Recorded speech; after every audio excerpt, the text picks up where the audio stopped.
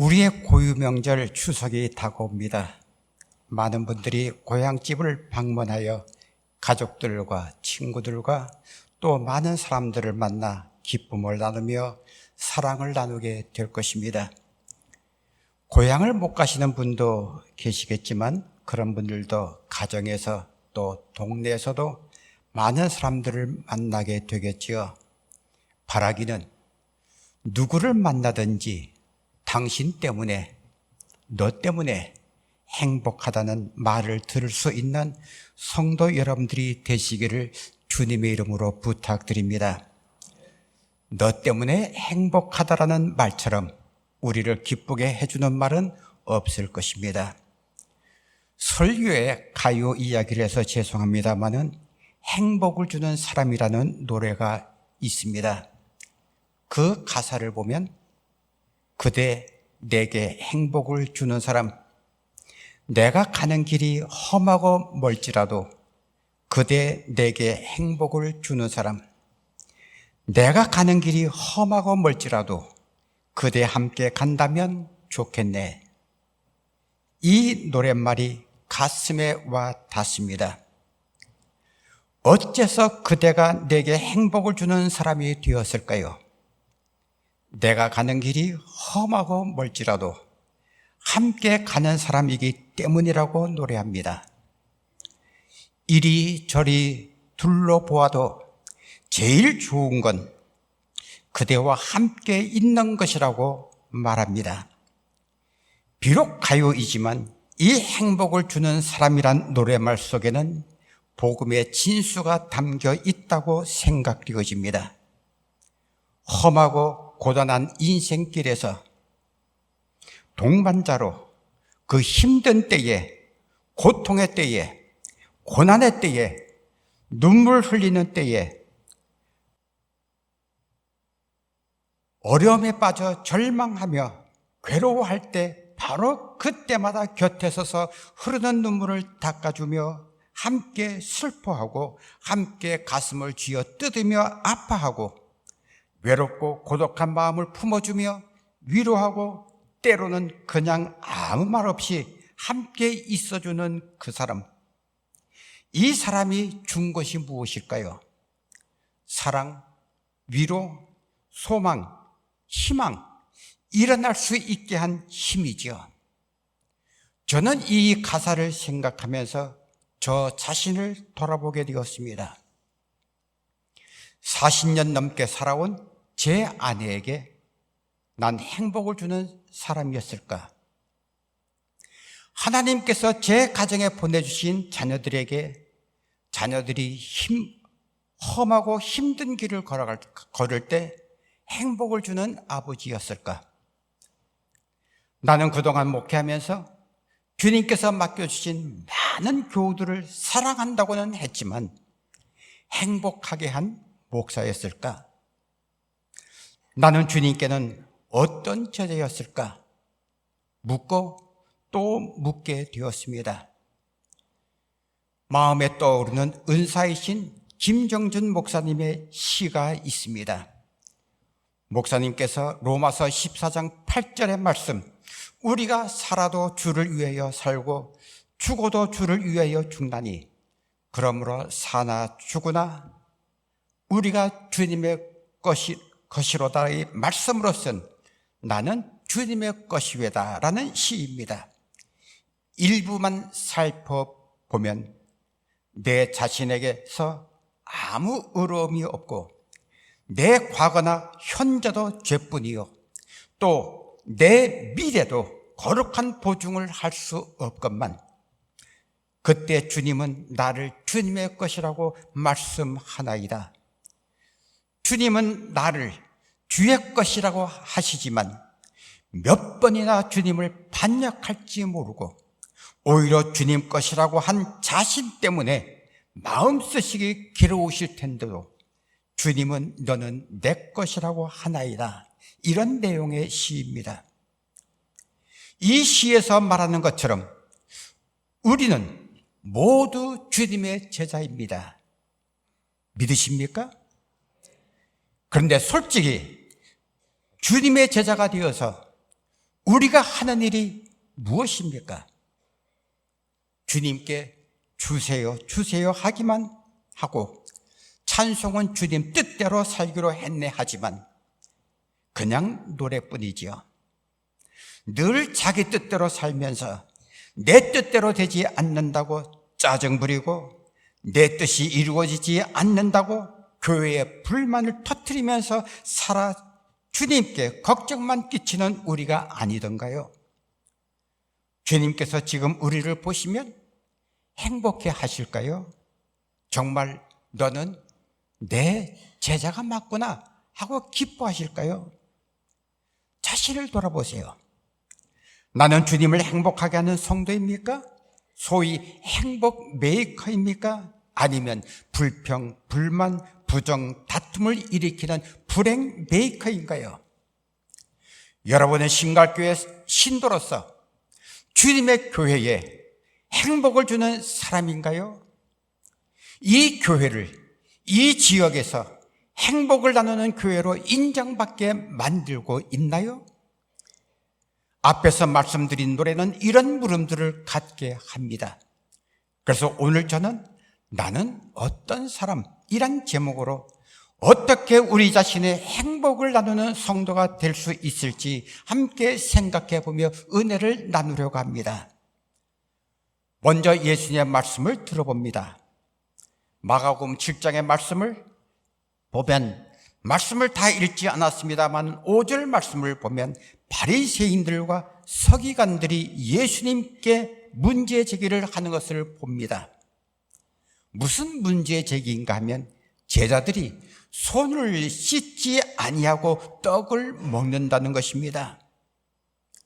그들은 떡을 먹기 전 손을 먼저 깨끗이 씻고 떡을 먹음으로써 떡을 내 몸에 들어가는 음식을 깨끗하게 만드는 것이라고 그들은 생각을 했습니다. 그것이 장로들이 그들에게 준 전통이지요. 그러니까 그들이 손을 씻지 않고 떡을 먹었다는 것은 장로들의 전통을 지키지 않았다 하는 이야기입니다. 장로들의 전통을 지키지 않았다 하는 이 말은 다시 말하면 부정한 사람이라는 이야기입니다. 부정한 사람이라고 하는 것은 곧 죄인이라는 이야기입니다. 이것을 오늘의 이야기로 바꾸어 본다면 교회 다니는 사람들이 마을을 돌아다니면서 마을 사람들, 친구들을 따라다니면서 잘못한 것을 줄쳐내면서 죄인이라 한 것과 같다라고 말할 수 있겠습니다. 이럴 때 마을 사람들, 친구들이 좋아할까요? 이런 소리를 들을 때 기분이요? 어떨까요? 예수님께서는 이 무리들을 향하여 입술로는 나를 공경하되 마음은 나에게서 멀리 떨어져 있다고 말씀하시면서 하나님의 계명을 버리고 사람의 계명을 지킨다고 책망하십니다. 그러시면서 고르반의 말씀을 하십니다. 하나님께서는 이스라엘 백성들에게 그들이 지켜야 될 10가지 계명을 주셨지요. 그중 하나가 네 부모를 공경하라는 계명이었습니다. 그러나 부모님께 드려야 할 것을 고르반하면 부모님께 안 드려도 되었습니다. 고르반이란 하나님께 드림이 되었다라는 말입니다. 하나님께 드림이 되었으니 부모님께 드릴 수 없다는 말입니다. 마땅히 부모님께 드려야 되는데 부모님께 드리기 싫어서 고르반이라고 해놓고 그리고 부모님께 드리지 아니하고 있는 그들의 행태를 지금 책망하고 있는 말씀입니다. 생각해 보세요. 부모님이 자녀들의 도움을 받지 못하여 사시는 것이 힘들게 된다면 그 마음이나 삶이 행복할까요? 아니겠죠? 그런데도 자녀들이 나는 나라의 세금을 정직하게 내고 교회에 11조를 꼬박꼬박 잘 바치고 봉사도 잘하니 내 할 일을 다 한 것이고 아무 잘못이 없다라고 한다면 옳은 판단일까요?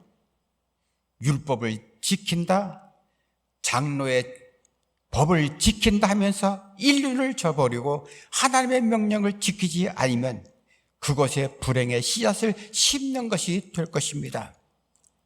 왜 사람이 이렇게 되는 것일까요? 예수님의 말씀은 사람에게서 나오는 그것이 사람을 더럽게 하는데 마음에 담아둔, 마음에서 나오는 악한 생각들 때문이라고 16절에서 말씀하십니다. 그럼 사람의 마음에서 나오는 악한 것들은 도대체 어떻게 된 것일까요? 어디서 온 것일까요? 사도 바울은 로마서 7장 21절에서 자신의 솔직한 고민을 외치고 있습니다. 내가 한 법을 깨달았노라. 나는 내가 원하는 선을 행하지 않고 도리어 원하지 않는 악을 행한다. 그러면서 24절에서 오호라 나는 곤고한 사람이로다. 이 사망의 몸에서 누가 나를 건져내라. 참 기막힌 현실을 토로한 것입니다. 만약 우리가 선을 행한다면 우리는 분명하게 행복 메이커를 할 수 있겠습니다. 그러나 우리가 악을 행한다면 우리는 불행 메이커가 되는 것이겠지요. 바울은 자신이 악을 지배하지 못해서 그 악이 밖으로 나오게 되었다고 탄식한 것입니다. 바울은 자신이 불행을 만드는 사람이라고 탄식한 것입니다. 이 악이 문제인 거지요. 그런데 이 악은 우리가 원래 가진 것이 아닙니다.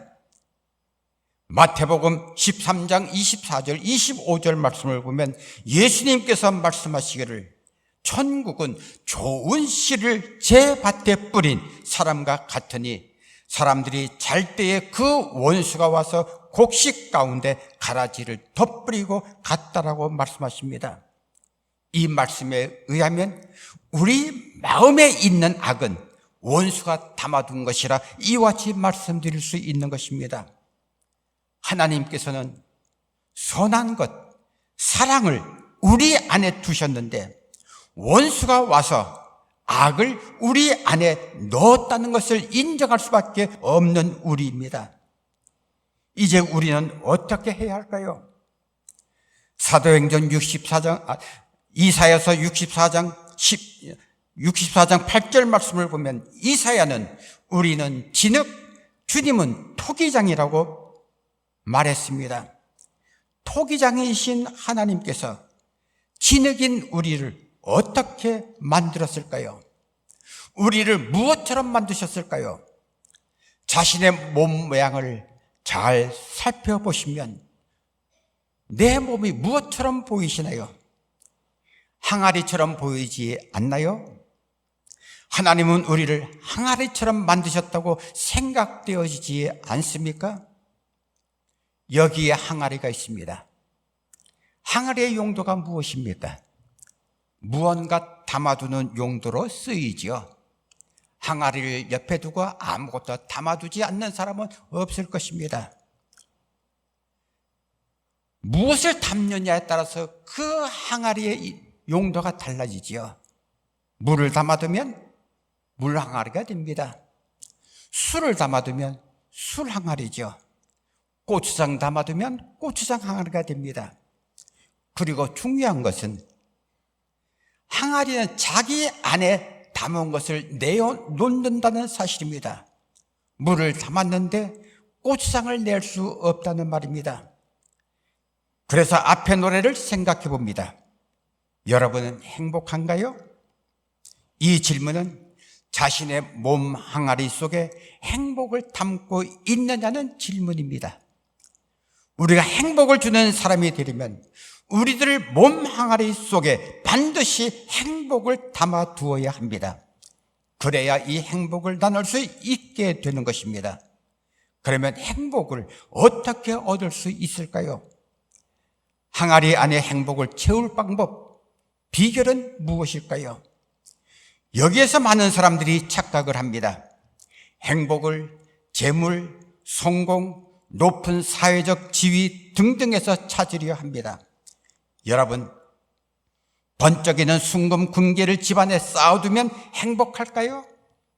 결코 아닙니다. 어느 돈 많은 사람이 고백하기를 마누라, 자식 모두가 자기 돈을 뜯어가는 도덕으로 보인다고 말했습니다. 여러분, 거기에 행복이 있을까요? 거기에 가족 간의 그 따뜻한 사랑이 그 안에 있을까요? 좋은 것 같았는데 오히려 근심 덩어리가 된다는 것을 우리는 압니다. 높은 권자는 어떨까요?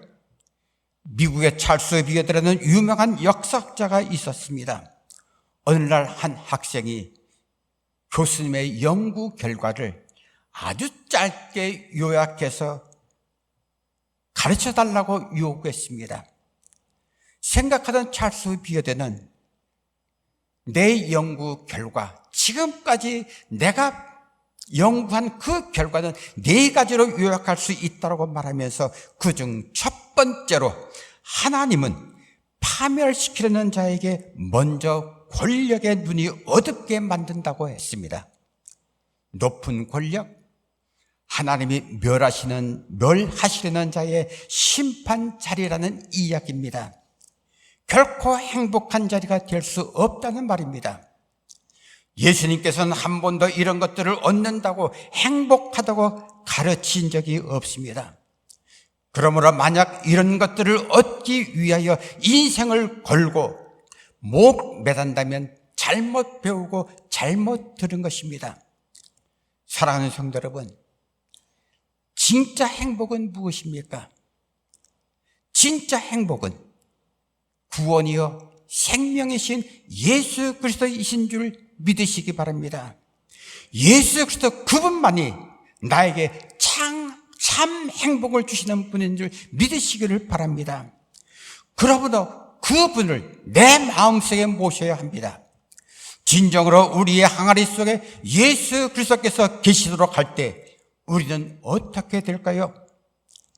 예수님을 믿는 믿음으로 내 안에 있는 것을 선별하여 사용하는 능력을 갖게 되는 것입니다. 사도 바울은 오늘 본문 로마서 7장 25절에서 우리 주 예수 그리스도로 말미암아 하나님께 감사하리로다라고 외칩니다. 감사의 이유는 원하지 않는 악을 꺼내어 살게 되는 자신을, 그래서 사망의 굴레를 뒤집어 쓴 자신을 사망의 몸에서 구원받는 길, 자신의 항아리에서 선을 꺼내어 살 길을 얻게 하신 예수님을 믿게 된 때문이었다고 그는 고백하고 있는 것입니다. 이것이 바로 참된 행복인 것입니다. 사랑하는 성도 여러분,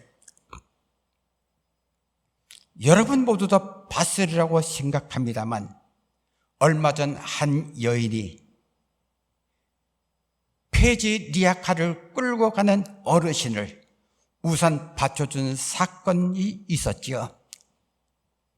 자기는 비를 맞으면서 그 어르신에게 우산을 씌워서 비를 안 맞게 만들면서 길을 가다가 편의점 앞에서 잠깐 기다리게 해서 그리고 돈을 찾아 드리면서 식사라도 하시라고 하면서 그리고 그 어른을 보냈던 그런 따뜻한 사건입니다.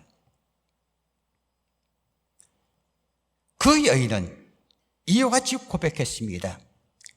기독교 신앙이 있어서 해야 될 걸 당연히 했다고 말을 하며 인터뷰를 거절했다고 합니다. 그 여인은 그 마음 항아리에서 행복을 꺼내 이웃과 나눈 사람입니다. 이 소식을 들으면서 저의 마음이 참 행복했습니다. 참 따뜻해졌습니다. 아마 모든 사람들도 이와 같은 마음이 따뜻해졌으라고 생각을 합니다. 이와 같은 사랑을 나누는, 행복을 나누는 이와 같은 행위들이 곳곳에서 일어난다고 한다면 아마 우리가 살아가는 이 세상은 분명히 행복이 넘치는 그런 세상일 될 줄로 믿습니다. 우리 안에는 사랑도 있고 죄악도 있습니다. 우리는 어떤 것을 꺼내야 할까요? 나는 어떤 사람입니까? 어떤 사람이고 싶습니까? 주님께 기쁨을 드리고 주님의 교회에 행복을 심고 목사님께, 성도들에게, 이 마을의 이웃들에게, 가족들에게, 또 추석을 맞이하여 만나는 모든 사람들에게 마음을 활짝 열고 행복을 주는 주님의 백성들이 되시기를 주님의 이름으로 축원합니다.